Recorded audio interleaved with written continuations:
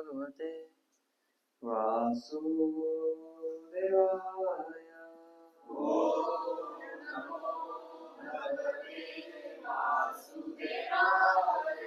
ओम नमो भगवते वासुदेवाय।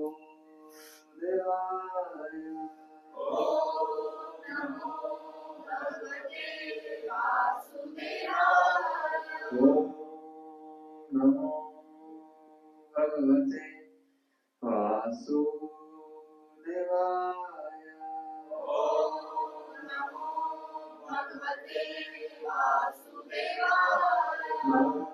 नमस्कृत्य नरं चैव नरोत्तमं देवीं सरस्वतीं व्यासं ततो जयमुदीरये। नष्टप्रायेषु भद्रेषु नित्यं भागवत सेवया भगवती उत्तम श्लोके भक्ति भवति नैष्ठिके। कृष्णाय वासुदेवाय देवकी नंदनाय च नन्दगोपकुमाराय गोविन्दाय नमो नमः। गोविन्दाय नमो नमः। श्रीमद्भागवतम स्कंद 2 अध्याय 2 श्लोक संख्या 6 और 7 का हम उच्चारण करेंगे और 6 को हम पढ़ेंगे।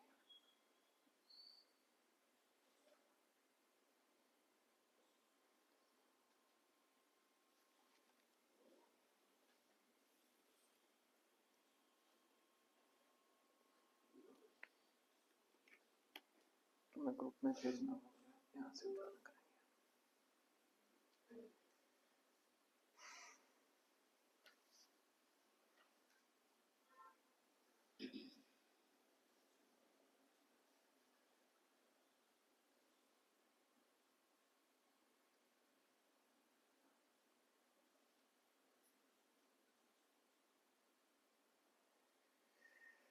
कस्तां तु न विद्य परानुचिन्ताम् रीते पशुम् असतिं नाम कुर्यात्। पश्यन् जनं पतितं वैतरण्याम्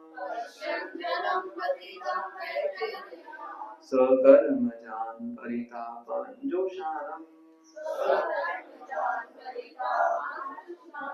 कस्तां तु नादित्य परानुचिन्ताम् रीते पशुम् असतिं नाम कुर्यात्। पश्यन् जनं परितं वैतरण्याम् स्वकर्मजान् परितापान् जुषाणम्। कस्तां तु नादित्य परानुचिन्ताम्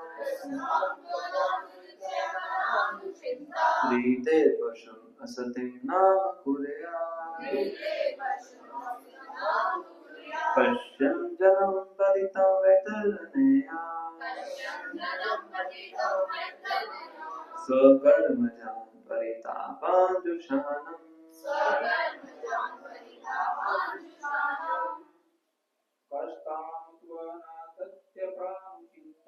कस्तां तु नादित्य परानुचिन्ताम् रीते पशुम् असतिं नाम कुर्यात्। पश्यन् जनं पतितं वैतरण्याम् स्वकर्मजान् परितापान् जुषाणम्। कस्तां तु नादित्य परानुचिन्ताम् रीते पशुम् असतिं नाम कुर्यात्। पश्यन् जनं पश्यन्तं पतितं वैतरण्यां स्वकर्मजान् परितापाजुषाणम् कस्तां त्वनादृत्यपरानुचिन्ता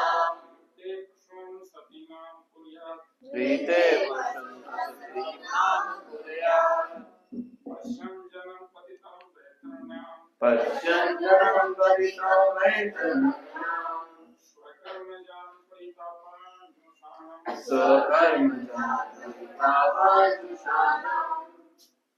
कस्तां त्वनादृत्यपरानुचिन्ता कस्तां त्वनादृत्यपरानुचिन्ता रीते पशुन् असति नाम कुर्यात् पश्यन् जनं पतितं वैतरण्यां स्वकर्मजान् परितापाजुषाणम् कस्तां त्वनादृत्यपरानुचिन्ता कस्तां त्वनादृत्यपरानुचिन्ता रीते पशुन् असति नाम कुर्यात् पश्यन् जनं पतितं वैतरण्यां स्वकर्मजान् परितापाजुषाणम्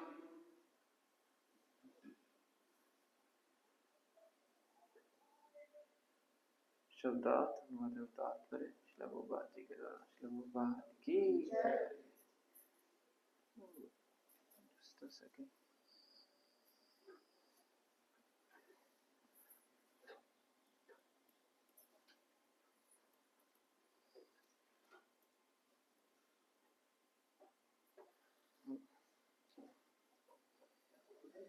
शब्दार्थ मेरे पीछे दोहराइए।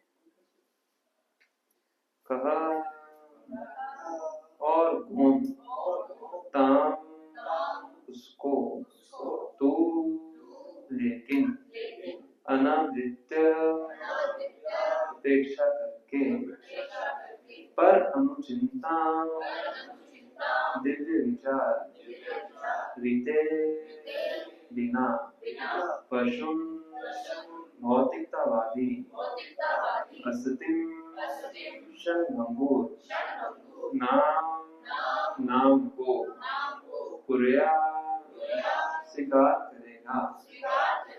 पश्यन निश्चित रूप से देखते हुए जन्म जनता सामान्य जन पतितम पति वैतरण्या दुखों की नदी वैतरणी में स्वकर्मजान अपने कर्मों से उत्पन्न परितापान दुखों को जुषानम अक्रम अनुवाद निपट भौतिकतावादी के अतिरिक्त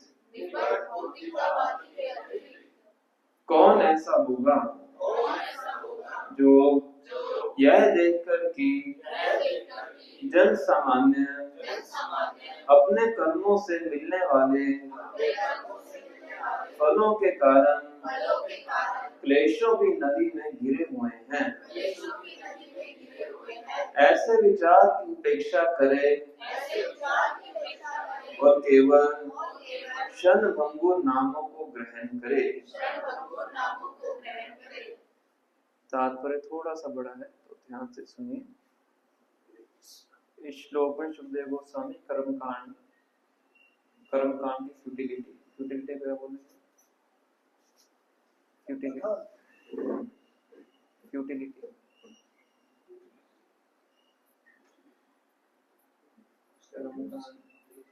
अनुपयोगिता उसका वर्णन करते हैं।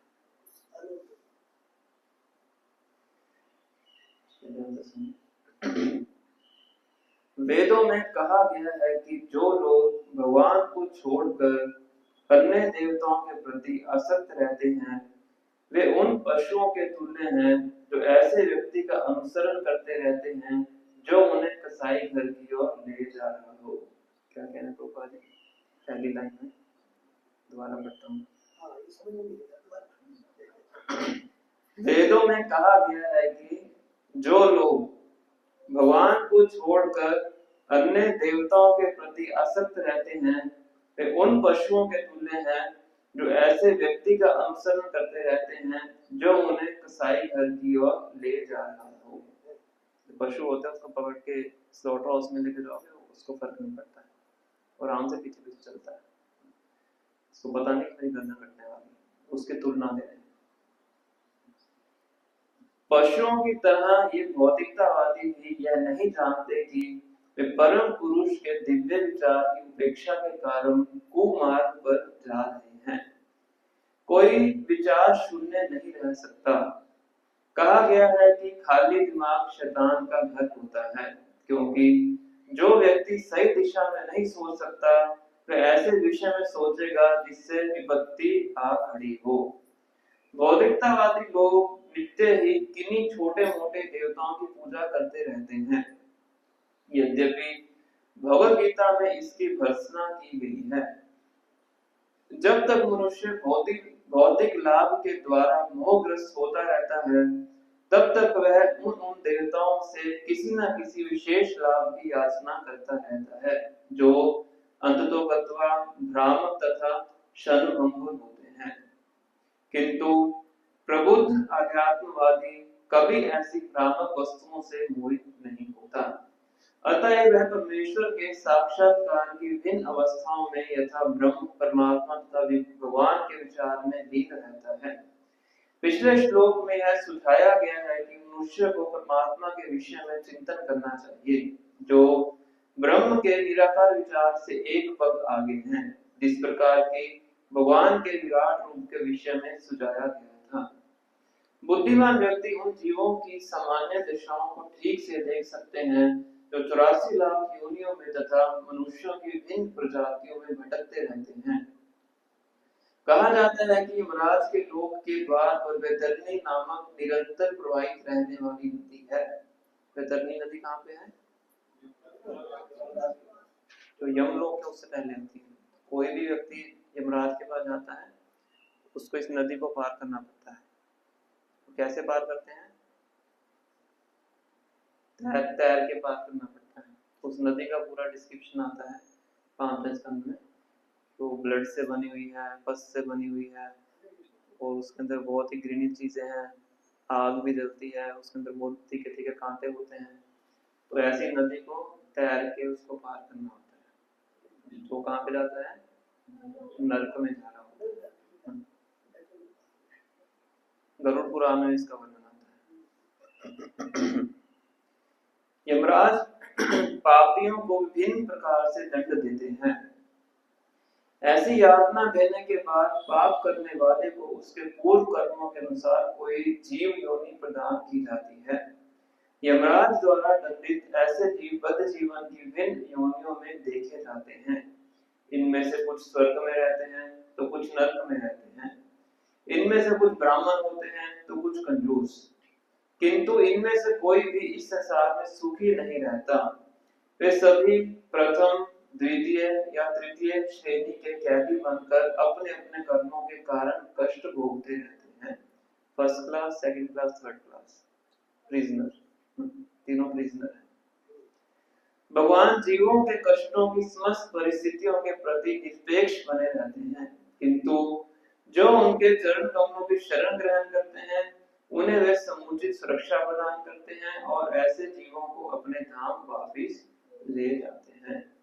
ओम अज्ञानतिमिरन्धस्य ज्ञानाञ्जनाशलाकया चक्षुरुन्मीलितं येन तस्मै श्रीगुरवे नमः। श्रीचैतन्यमनोभीष्टं स्थापितं येन भूतले स्वयं रूपः कदा मह्यं ददाति स्वपदान्तिकम्।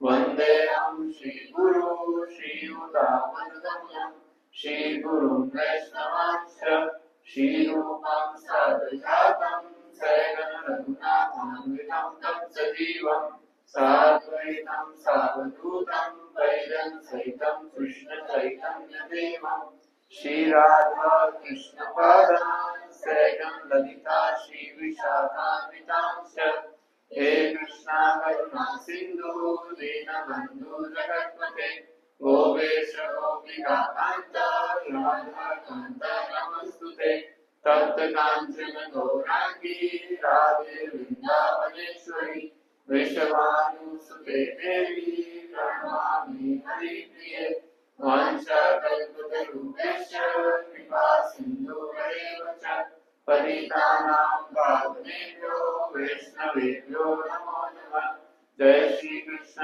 चैतन्य प्रभु नित्यानंद श्री अद्वैत गदाधर श्रीवासादि गौर भक्तवृंद हरे कृष्णा कृष्णा कृष्णा हरे हरे हरे राम राम राम हरे हरे नमो विष्णुपादाय कृष्णाय भूतले श्रीमते भक्ति वेदांत स्वामी निधि नामिने नमस्ते सरस्वती देवे गौरवाणी प्रचारिणे निर्विशेषा शून्यवादी पाश्चात्य देशकारिणे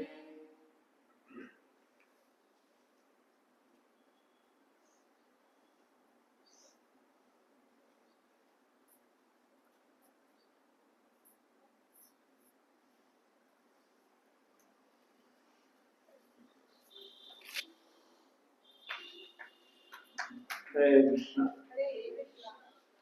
तो श्लोक नंबर 7 हमने पढ़ा है।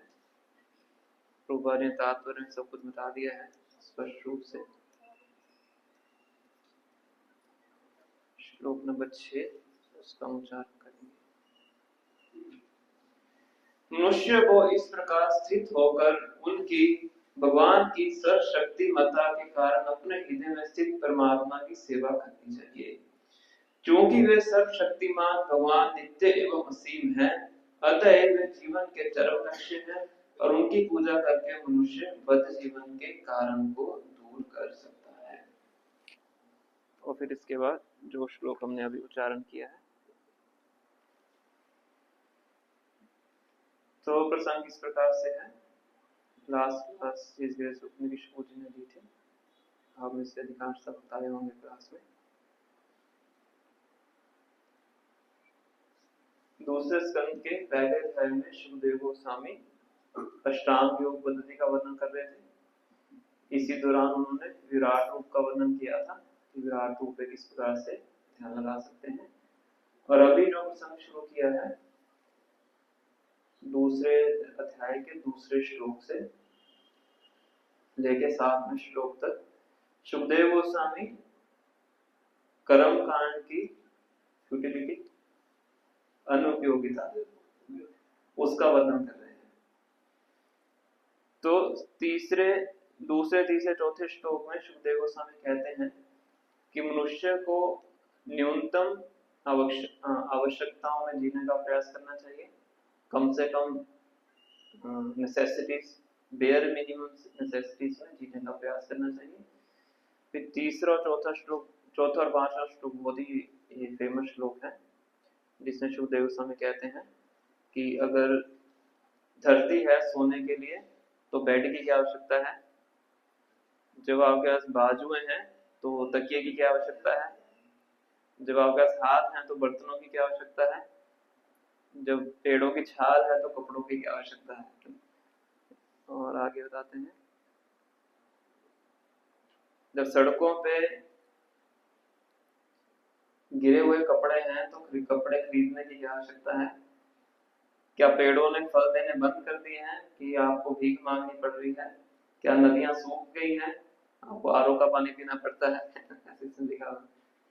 क्या जो गुफाएं हैं वो बंद हो गई हैं, आपको बड़े बड़े घर बनाने पड़ते हैं।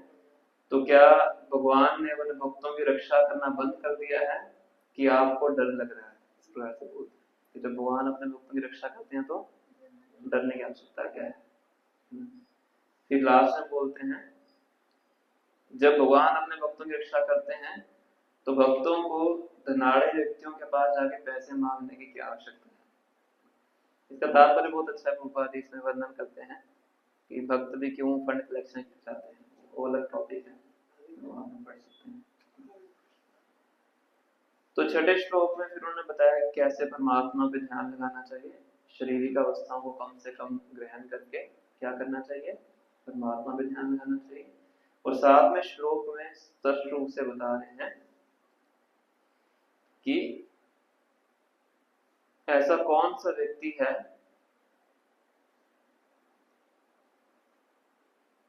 जो भगवान के चिंतन को छोड़ के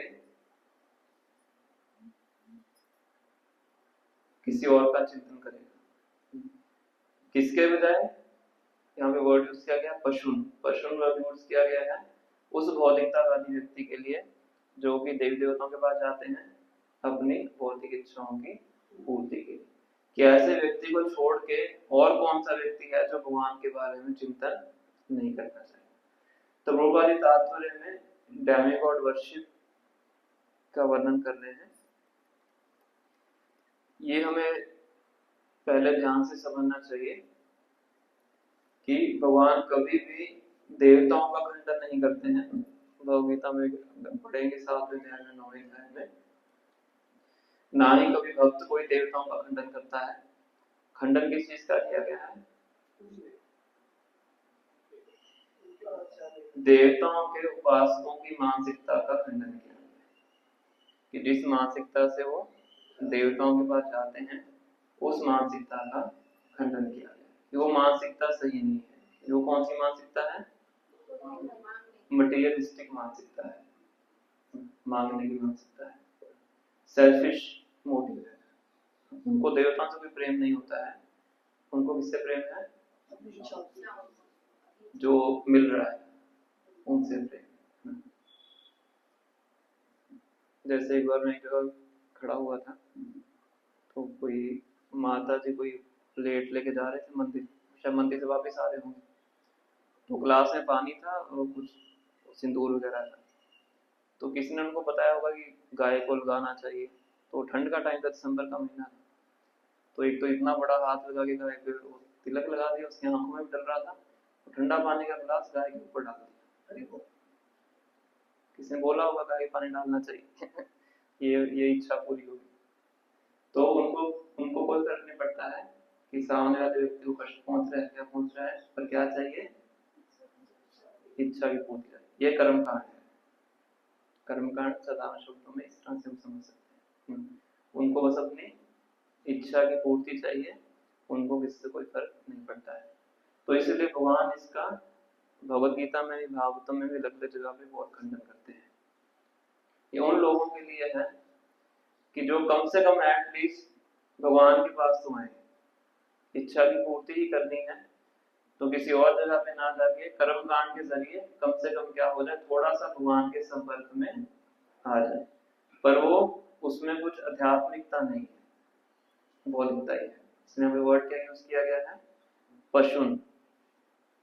प्रोवर्ड ट्रांसलेट कर रहे हैं मटेरियलिस्टिक व्यक्ति, पशुन मटेरियलिस्ट, जो भौतिकवादी व्यक्ति है उसको पशु बोल के बताया गया है। अब इसमें 2 एग्जांपल दी गई हैं जो देवताओं के उपासक हैं, कर्मकांड विधि का पालन करते हैं। पहले एग्जांपल यहाँ पे रूपा जी दे रहे हैं, किसके समान है वो, क्या एग्जांपल दी थी यहाँ पे बस तात्पर्य में, ऐसे पशुओं के समान है। किनको फॉलो कर रहे हैं, ऐसे व्यक्ति को फॉलो कर रहे हैं जो उनको पकड़ के कसाई घर में लेके जा रहे हैं। ठीक, किसी को तो फॉलो कर ही रहे हैं। कर्मकांड वाले भी किसी को तो फॉलो करते ही हैं। वो व्यक्ति कहाँ पे लेके जा रहा है, कसाई घर में लेके जा रहा है। अब एक और एग्जांपल आपको दिखाते हैं, बहुत सुंदर श्लोक है।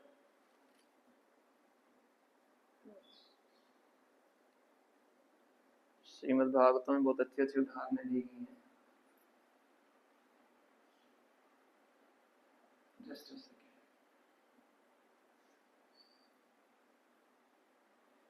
हाँ 3-4 श्लोक पढ़ेंगे हम भागवतम में से। 6:9-22 तो मोबाइल में बोल सकते हैं। 6:9-22 कि जो देवताओं के उपासक हैं उनको किससे कंपेयर किया गया है,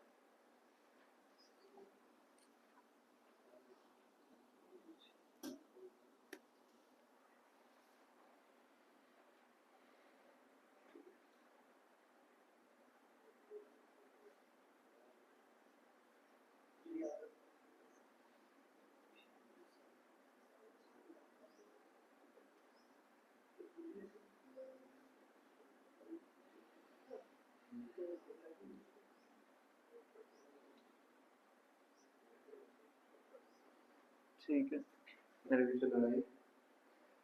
विस्मितं तं परिपूर्णकामं स्वेनैव लाभेन समं प्रशान्तम् विनोपसर्पत्य परं हि बालिशा शलाङ्गुलेनातितरति सिन्धुम्।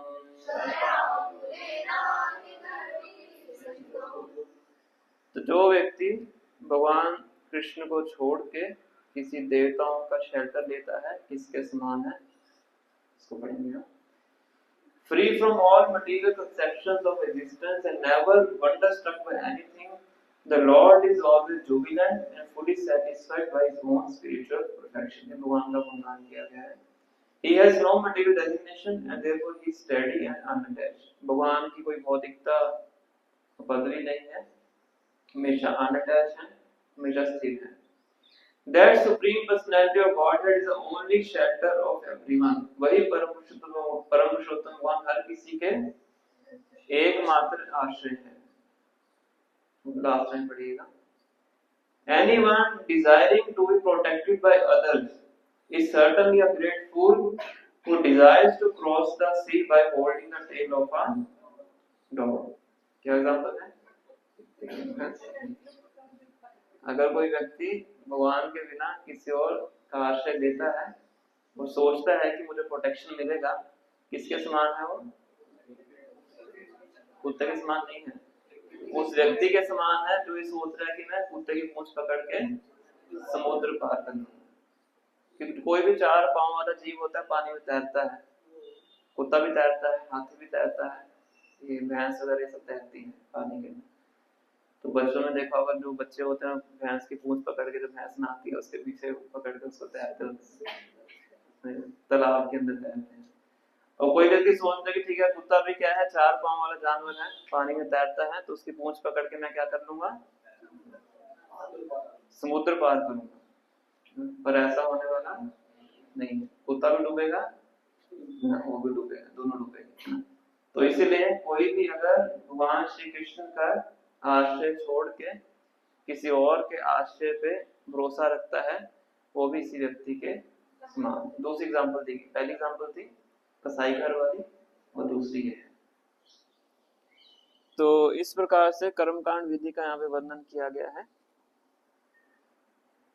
कि उसका पालन नहीं करना चाहिए, क्योंकि उसके पीछे क्या है? एक भौतिक इच्छा है। और भौतिक जगत में जो भोग करने वाले व्यक्ति होते हैं, भौतिक भोग करना चाहते हैं, उनकी क्या गति बताई है यहाँ पे? क्या डेस्टिनेशन है? जिन व्यक्तियों का इस जगत में केवल इंद्रिय तृप्ति की एकमात्र लक्ष्य है, उनकी क्या डेस्टिनेशन बताई गई है? और नदी कौन सी है? वैतरणी नदी। तो उस वैतरणी नदी से पार करके उनको यमलोक में जाना पड़ता है। किनको? जो भौतिक भोग के अंदर लिप्त रहते हैं। एक बचपन में हम एक स्टोरी पढ़ते थे, पाइपर की स्टोरी थी। तो पाइप, फ्लूट को पाइप भी बोलते हैं।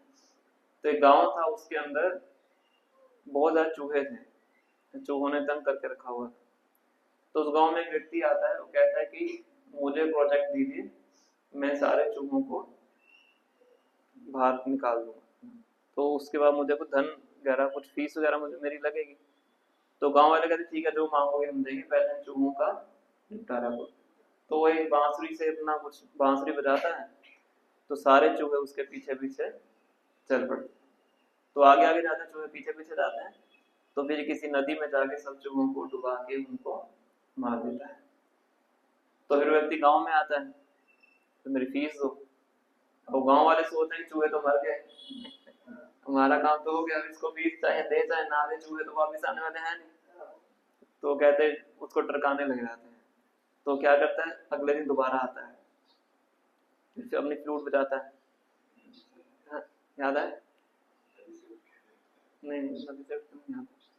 तो उस टाइम पे फ्रूट जाने से क्या होता है, गांव के जितने बच्चे होते हैं सब उसके पीछे चलना शुरू कर देते हैं। पहले चूहों को मोहित किया था, अब किसको मोहित किया है, बच्चों को मोहित किया है। तो सब बच्चों को लेके वो चला जाता है। तो इससे क्या समझ में आया है, गलत व्यक्ति को फॉलो करेंगे तो गलत नतीजा निकलेगा।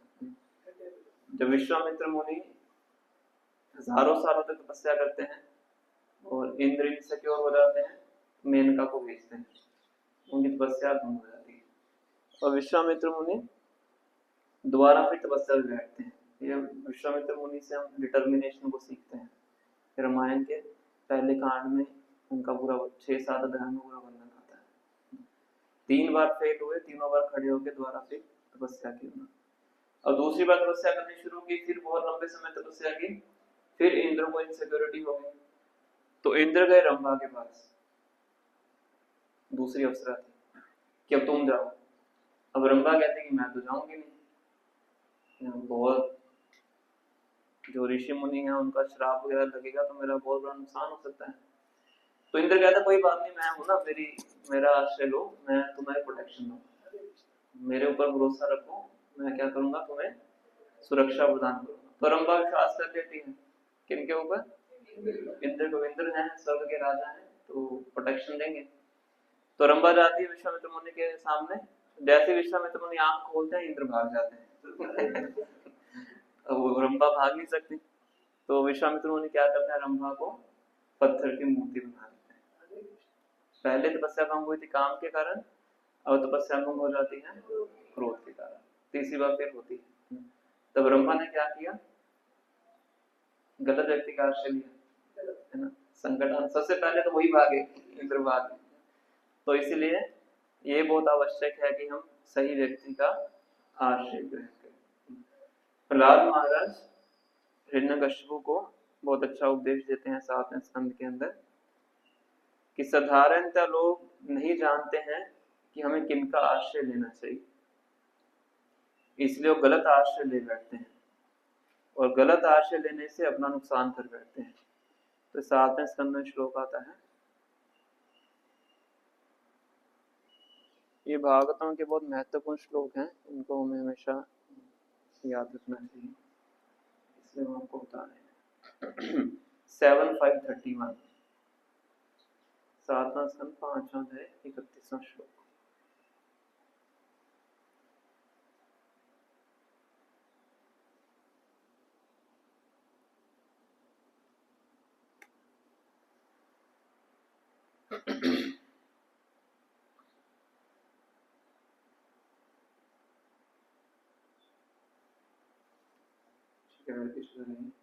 नाते विदु स्वार्थ गतिं विष्णु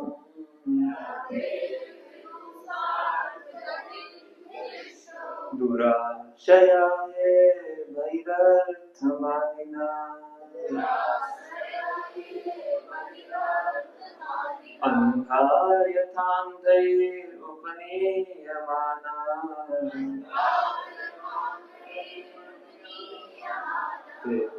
शतंत्रां उरुदां निबद्धा।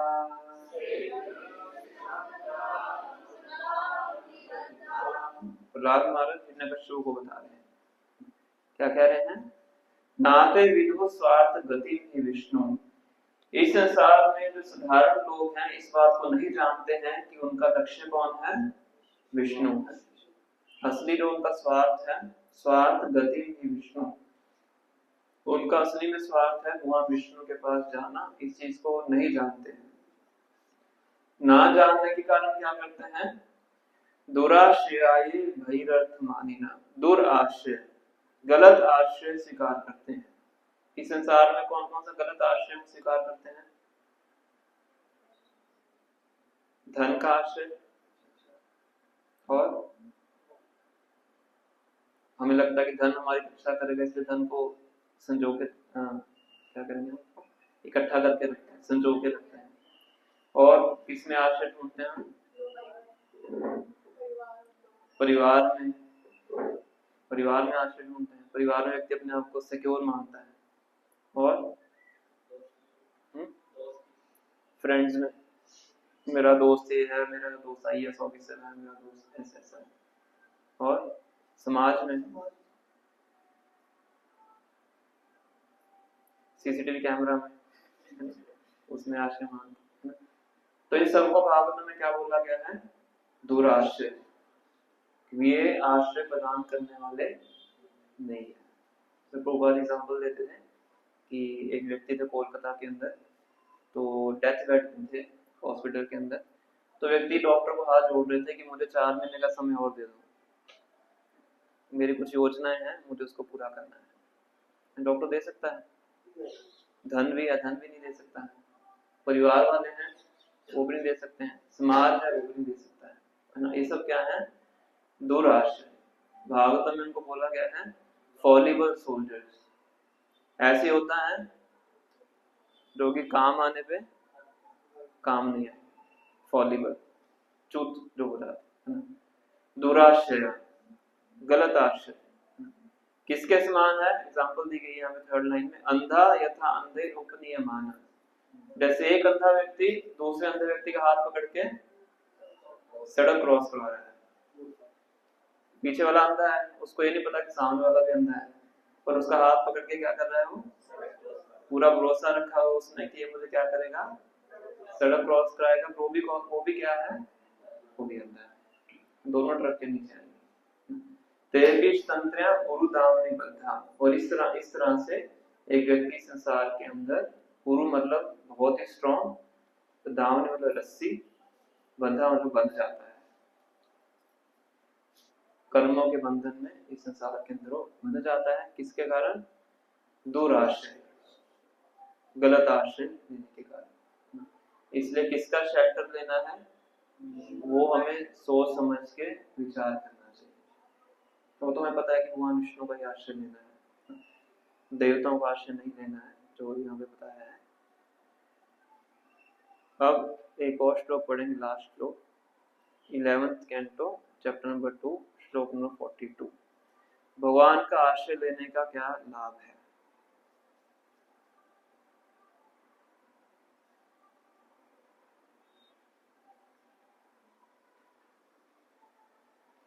भक्ति परेशान भवो विरक्ते, अन्यत्र जायेश त्रिकेक काला,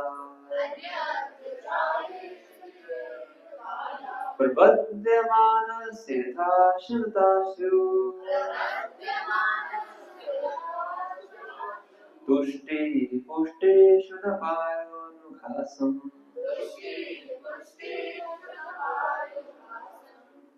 तो इसमें बताया जा रहा है जो भगवान श्री कृष्ण का आश्रय ग्रहण करता है उसको क्या प्राप्त होता है?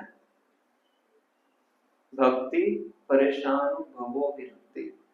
ये तीनों लाइन से प्राप्त होती है। पहली क्या चीज है? भक्ति। सेकंड, पर ईश अनुभव, जो परम पुरुषोत्तम भगवान है उनका अनुभव, मतलब उनकी अनुभूति उसको प्राप्त होती है। थर्ड, विरक्ति, डिटैचमेंट, इस संसार से डिटैचमेंट किसको प्राप्त होती है?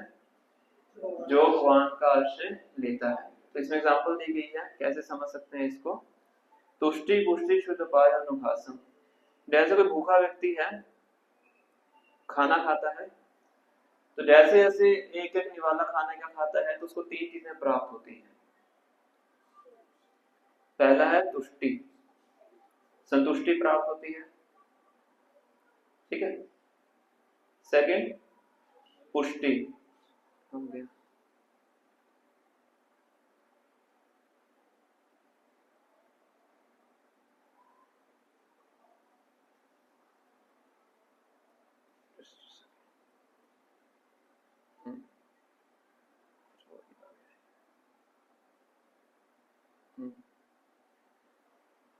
तुष्टि पुष्टि शुद्ध पायना। पहला संतुष्टि प्राप्त होती है, दूसरा पोषण मिलता है, पुष्टि पोषण, थर्ड उसकी भूख खत्म होती है। तीनों चीजें उसको प्राप्त होती हैं क्या करने से? खाना खाने से। ना, हर निवाला खाने से उसको प्राप्त होती है। उसी प्रकार से भी भगवान का आश्रय लेता है तो 3 चीजें प्राप्त होती है, कौन सी? डिवोशन, परिश अनुभव और विरक्ति। तो इस तरह से आता है। ऐसे बहुत से श्लोक है भागवतम में, ये भी श्लोक है 50 number. One who has taken exclusive shelter of the Supreme Lord Vasudeva becomes free from 40 activities which are based on material lust. जो कि भगवान श्री कृष्ण का एकांत आश्रय प्राप्त करता है तो भौतिक क्रियाओं से मुक्त हो जाता है जो कि इंद्र तृप्ति के ऊपर आधारित है। In fact, one who has taken shelter of the lotus feet of the Lord is freed from even the desire to enjoy material sense gratification. Plans for enjoying sex life, social prestige, money cannot develop within his mind.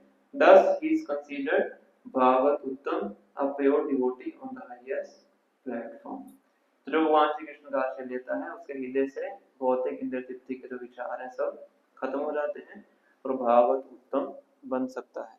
और जो भगवान श्री कृष्ण का आश्रय नहीं लेगा, कि न्योर का आश्रय लेना चाहता है, तो उसका इस संसार के अंदर जो बंधन है वो जटिल होता रहता है। ठीक है, तो उसके लिए बहुत से उदाहरण है, चर्चा की है हमने। पास्ट टाइम भी चर्चा की है, रंभा का पास्ट टाइम में स्टोरी भी चर्चा की है हाइपर वाली, और 3 श्लोक चर्चा की है, तो इनको हमें ध्यान में रखना चाहिए। कंक्लूजन क्या है कि आश्रय हमेशा भगवान श्री विष्णु का हमें लेना चाहिए। तो फर्स्ट पॉइंट तात्पर्य में श्रील प्रभुपाद जी ये वर्णन कर रहे थे। सेकंड पॉइंट प्रभुपाद जी से बताते हैं समय की उपयोगिता के ऊपर। प्रभुपाद जी कह रहे हैं यहाँ पे empty mind is devils workshop. तो खाली मन है किसका घर है? शैतान का घर है। इसलिए मन को कभी भी खाली नहीं रखना चाहिए। हम कभी भी डिजायर लेस नहीं हो सकते। डिजायर तो हमेशा मन के अंदर रहेंगे, पर डिजायर की क्वालिटी को चेंज कर सकते हैं। तो अगर अच्छे डिजायर नहीं रखेंगे तो ऑटोमेटिकली कैसे डिजायर आएंगे? गलत डिजायर आएंगे। कि बाय डिफॉल्ट जगह ही ऐसी है, तो कोई व्यक्ति कोयले की खान में जाए सफेद कपड़े पहन के और ये सोचे कि मेरे ऊपर कालिक नहीं लगेगी, तो ऑटोमेटिकली लगेगी। तो बहुत ही जगत ही ऐसा है, इसमें तो हर जगह पे क्या है? दूषीकरण ही है। अगर अच्छे विचारों को नहीं पालेंगे तो क्या होगा? ऑटोमेटिकली बुरे विचार आएंगे। इसलिए प्रभुपाद जी कह रहे हैं कि मन को कभी भी खाली नहीं रखना चाहिए, हमेशा सकारात्मक विचार मन के अंदर होने चाहिए। एक डिवोटी एक बार लेक्चर में बता रहे थे कि अगर आपको ये नहीं पता कि अगले 5 मिनट में मुझे क्या करना है, तो माया आपको बताएगी कि आपको क्या करना है। समझ? अगर आपका शेड्यूल प्लान नहीं है, पूरा बिजी शेड्यूल नहीं है, खाली टाइम है आपके पास, तो कौन बताएगा आपको? माया बताएगी कि क्या करो। तो वो डिवोटी बता रहे थे always have a plan bigger than Maya. Maya की योजना है आपके लिए नीचे गिराने के लिए, तो आपकी योजना किससे बड़ी होनी चाहिए? माया से बड़ी होनी चाहिए। माया की योजना बनाती है, बहुत योजना है माया के पास हमारे लिए। जैसे भरत महाराज के लिए भी थी। कौन था माया का एजेंट? कौन था? हिरण का बच्चा। वो माया का एजेंट का काम किया उसने, है ना। तो माया की सेवा है टेस्ट करना। तो माया की हर किसी के लिए योजना है, और अगर आपकी योजना माया की योजना से बड़ी नहीं है तो माया की योजना जीत सकती है। जैसे एग्जांपल देते हैं कि समुद्र में लहरें आती हैं। लहरों का एक तरीका होता है, पहले लहर आती है वापस भी जाती है, तो उसके बाद फिर और लहर भी आती है। तो एक लहर मान लो ऐसे आ रही है और एक लहर ऐसे आ रही है, तो रिजल्टेंट कौन सी लहर जीतेगी?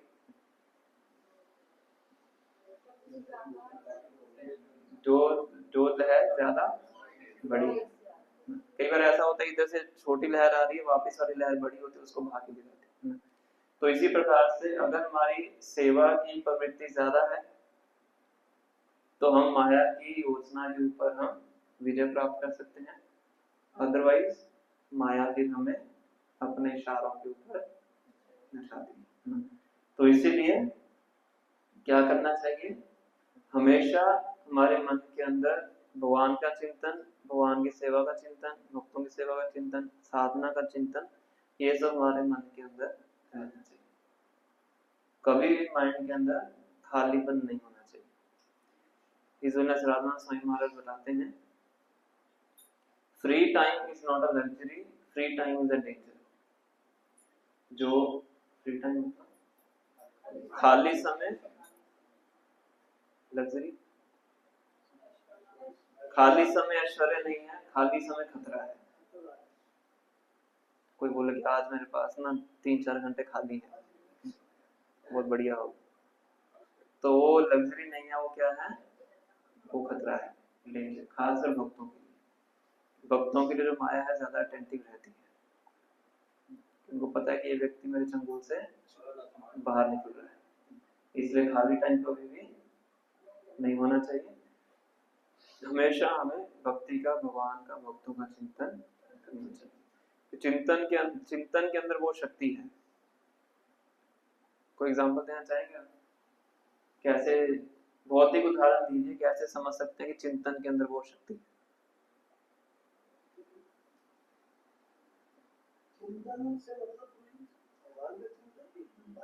सामान्य चिंतन, सामान्य चिंतन में तो भौतिक दुनिया याद आती है। एग्जांपल दीजिए। एक भृंगी नाम का कीड़ा होता है, इंसेक्ट, सुना किसी ने? भृंगी नाम, क्या खासियत होती है उसकी? आवाज करता है। आवाज तो सभी करते हैं, मच्छर भी करता है आवाज।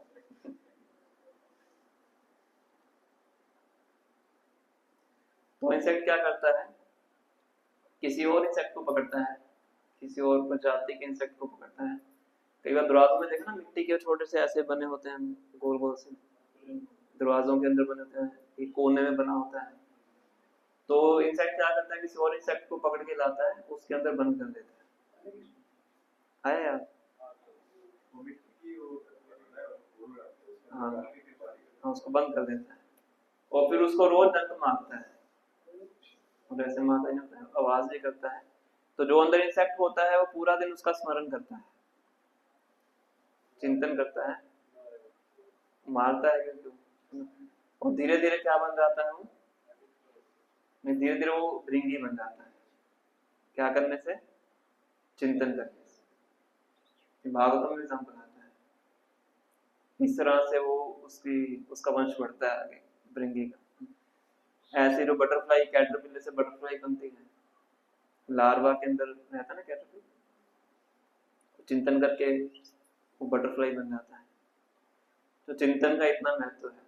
शास्त्रों में जाएंगे तो भगवान बताते हैं, भगवदगीता के दूसरे अध्याय के 58वें श्लोक में बताते हैं, ध्याय तो विश्रांत उनसा संघर्ष से शुरू जाए थे, कि सारी कहानी कहाँ से शुरू होती है, चिंतन से शुरू होती है। फिर 8वें अध्याय में भगवान बताते हैं कि जो मरने के टाइम जैसा चिंतन करता है, अगला जन्म उसको वैसे ही प्राप्त होता है। जो मेरा चिंतन करता है मेरे पास आता है, किसी और चीज का चिंतन करता है तो उसको प्राप्त करता है। तो चिंतन के अंदर बहुत बल है।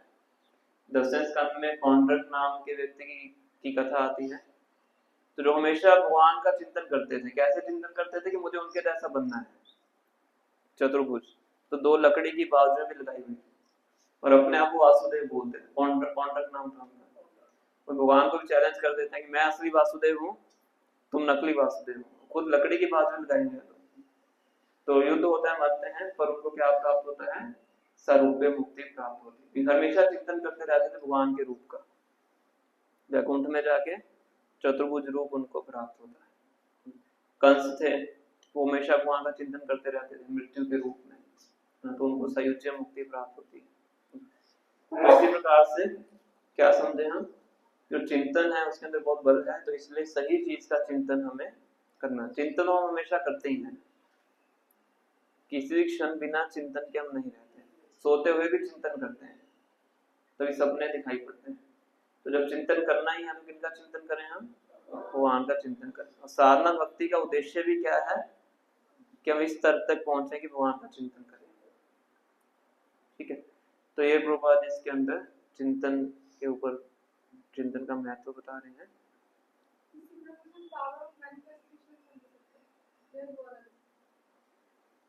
मैनिफेस्टेशन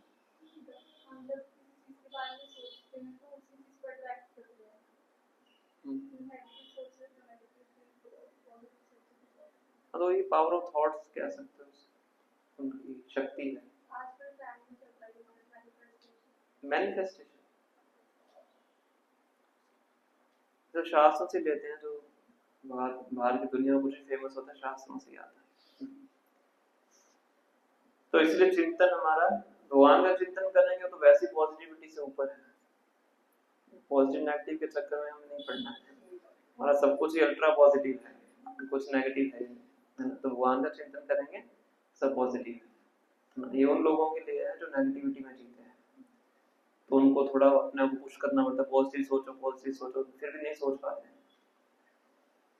ठीक है, तो इस तरह से इस तथ्यों के ऊपर प्रभुपाद जी वर्णन कर रहे हैं। और लास्ट में प्रभुपाद जी बताते हैं कि भगवान सब जीवात्माओं के लिए इम्पार्शियल है। इम्पार्शियल मतलब संभाव है, जैसे जज होता है सबके लिए संभाव होता है, पर जो उनका एकमात्र आश्रय ग्रहण करते हैं उनका भगवान के साथ अलग संबंध होता है। भगवान उनको अपने धाम को वापिस ले जाते हैं। तो हम भगवान के साथ एक सामान्य संबंध नहीं चाहते हैं, हम कैसा संबंध चाहते हैं? घनिष्ठता का संबंध चाहते हैं। सामान्य संबंध तो भगवान का सब जीवात्माओं के साथ है।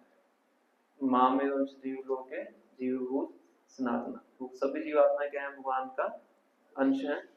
तो दृष्टि से तो सबका भगवान के संबंध है ही, तो सब भूल के यहाँ पे आ गए हैं। उसके बाद भी भगवान क्या करते हैं? सबके प्रति क्या है? संभाव है। पर अगर भगवान के साथ आपको घनिष्ठ संबंध स्थापित करना है या भगवान से स्पेशल प्रोटेक्शन आपको चाहिए, तो फिर कैसे हो सकती है? भगवान का भक्त बन के। तो ऐसे भक्त को भगवान कहते हैं कि भवामी ना चिराग पार्थ मैं उसको मैं बहुत ही जल्दी क्या करूंगा? अपने धाम को वापिस ले जाऊंगा। ठीक है, तो वैतरणी नदी में नहीं जाना पड़ेगा हमें। हम कहाँ जाएंगे? विरजा नदी, है ना। एक विरजा नदी और एक वैतरणी नदी है। कौन सी नदी में जाना है? विरजा नदी। विरजा नदी के दूसरे पार कौन है? आध्यात्मिक जगत है। वो वैतरणी नदी के दूसरे पार कौन सा है? यमराज जी का जगत है, नरक है। ठीक है, तो सभी लोग तो उसी नदी में जा रहे हैं तैरने के लिए, पर हमें कहाँ जाना है? विरजा नदी में। ठीक है, तो यही हम स्टॉप करेंगे। कितने कोई प्रश्न है तो पूछ सकते हैं। ये शुभदेव सामने यहाँ पे कर्मकांड की अनुपयोगिता का वर्णन किया है। आगे फिर और डिटेल में जाके इसका वर्णन करेंगे। यस, कोई प्रश्न है तो लास्ट में आपने बताया था कि भगवान जो भक्त है उनकी मतलब पर्सनल टेक केयर करते हैं। तो अगर हम भक्त हैं, उनका शरीर हमें भूल है और हम उनकी भक्ति करें, भगवान चाहते हैं कि हम जल्द से जल्द उनके धाम पे आ जाए, तो वो मतलब तुरंत भी बुला सकते हैं, लेकिन फिर हमें कष्ट जो झेलने पड़ते हैं, या फिर हम देखते हैं कि भक्तों को भी बहुत सारे कष्ट झेलने पड़ते हैं। और मैंने कहीं सुना था कि जब तक कर्म का हिसाब किताब पूरा नहीं होता तब तक भगवान नहीं लेके जा सकते। तो इसके ऐसा नहीं, भगवान लेके नहीं जा सकते, भगवान तो तुरंत लेके जा सकते हैं। जैसे एग्जांपल देता हूँ मैं आपको। मान लो कि बहुत बड़ा व्यापारी है, बहुत बड़ी फैक्ट्री है, बहुत बड़ा उसका एम्पायर है, और उसने अपने पूरा एम्पायर अपने बच्चे को सौंपना है। अब बच्चा बिल्कुल क्या है? नालायक है। तब उसको पूरा एम्पायर सौंप देगा तो क्या होगा? खराब करेगा। नुकसान अल्टीमेटली किसका है? बच्चे का ही, क्योंकि उसी का है। तो पिताजी क्या करेंगे? पहले उसको ट्रेनिंग देंगे। मान लो उसको किसी दुकान पे नौकरी करने के लिए भेजें, तो बड़ा कष्ट होगा उसको, किसी के अधीन रह के काम करना पड़ेगा, लेबर की तरह काम करना पड़ेगा। पर उससे क्या सीखेगा वो? पहले पैसे की वैल्यू सीखेगा, फिर उसको ट्रेनिंग मिलेगी काम करने की, और जब योग्य बन जाएगा तो पूरा एम्पायर की छाप अपने आप अपने बच्चे के हाथ में। तो इसलिए भगवान पहले चाहते हैं कि जो भक्त हैं अपने भौतिक कल्मश को दूर करें साधना भक्ति करके, उससे उनको अनुभव भी होगा। तुरंत आध्यात्मिक जगत की चाबी दे देंगे तो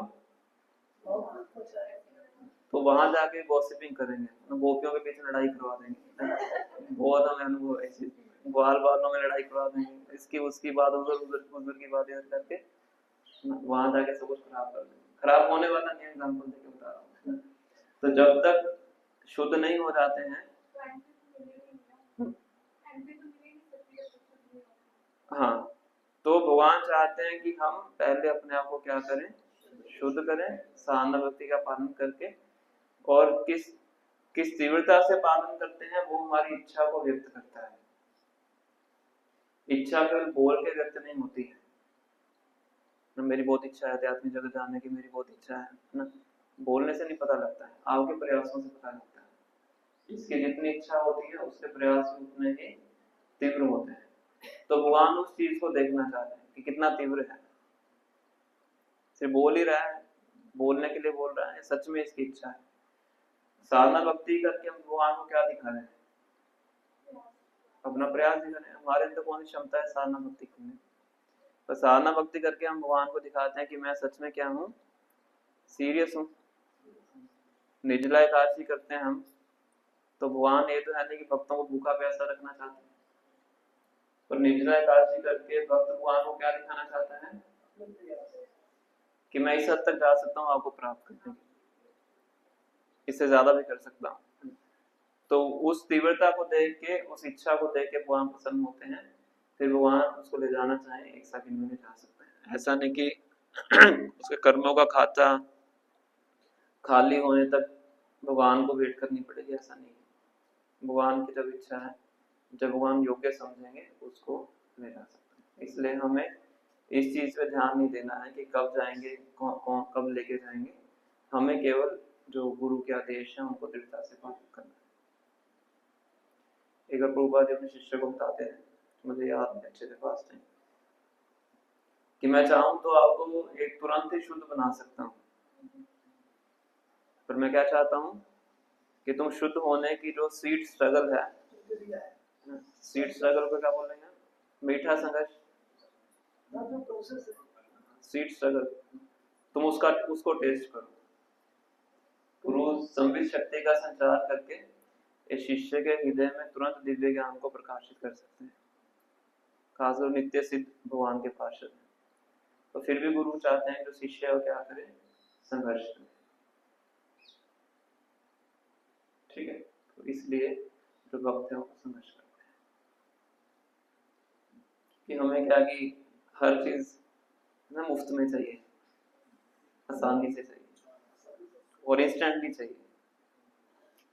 कलयुग इंस्टेंट चीज का जमाना है, पर भगवान कहते नहीं, संघर्ष करके और धीरे धीरे, शनै शनै, ग्रेजुअली, धीरे धीरे प्राप्त हो, और उसी में आपकी दृढ़ता पता लग जाएगी। जब 50 साल भक्ति करेंगे अपने आप दृढ़ता पता लग जाएगी। 1-2 साल तो व्यक्ति थोड़ा सा वैसे जोश में निकाल देता है, पूरा जीवन करेंगे तो अपने आप पता लग जाता है कितनी दृढ़ता है। भगवान उसी को देखना चाहता है। प्रभुपाद जी कहते हैं कि भक्ति करना कोई कठिन नहीं है, शायद कल पढ़ा था हमने, कब पढ़ा था, रीडिंग क्लास में पढ़ा था कि devotional service is very easy, simple and easy, but determination is very difficult. भक्ति बहुत सरल है, 16 माला करनी है, 4 नियम पालना करने हैं, और जो दृढ़ता चाहिए पूरा जीवन करना है, वो दृढ़ता वो कठिन है। अगर पर डे पे चलो आप तो कुछ भी नहीं है,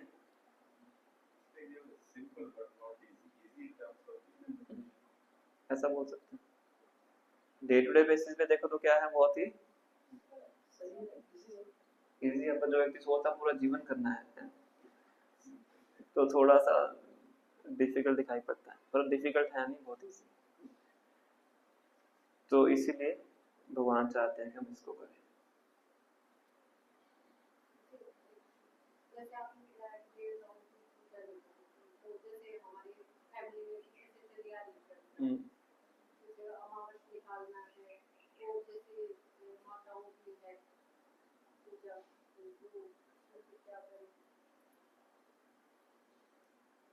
तो परिवार के लिए करते रहिए।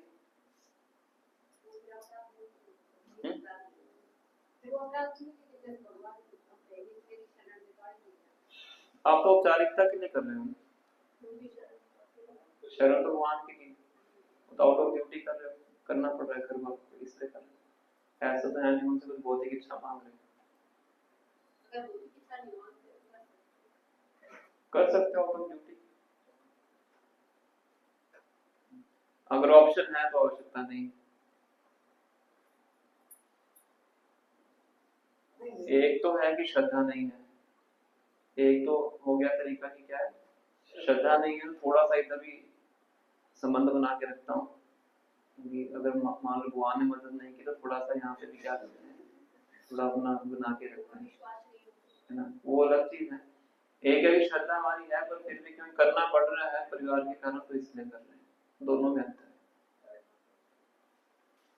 श्रद्धा हमारी भगवान में होनी चाहिए, देवी देवता भी उन्हीं से लेके हमें देते हैं देना है, ठीक है। तो आपने रास्ता को भी नवरात्रि करते सारा खेल है का है, दुर्गा माता दादा। हाँ वो मैंने बताया था दोनों चीजें। कोई परिवार की कोई बात नहीं, बाकी भी तो अपनी मर्जी की करते चीज बाहर परिवार में किसी को मदिरापान करना है, स्मोकिंग करनी है, तब उसको परिवार की परंपरा याद नहीं आती है।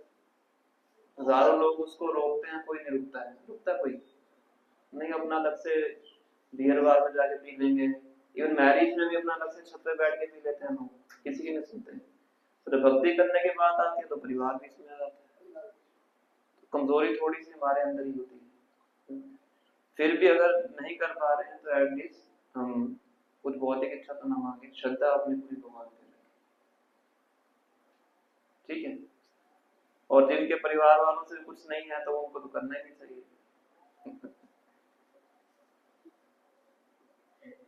मतलब श्रद्धा की कमी है, सिंपल सी बात है। श्रद्धा की कमी है तो फिर अनन्य भक्ति नहीं है, वो मिश्रित भक्ति है, मिश्रण है उसके अंदर।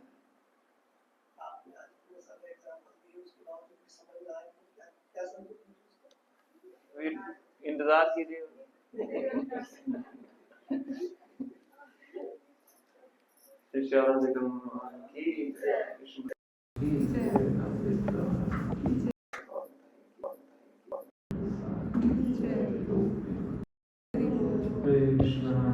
Krishna Krishna Krishna Hare Ram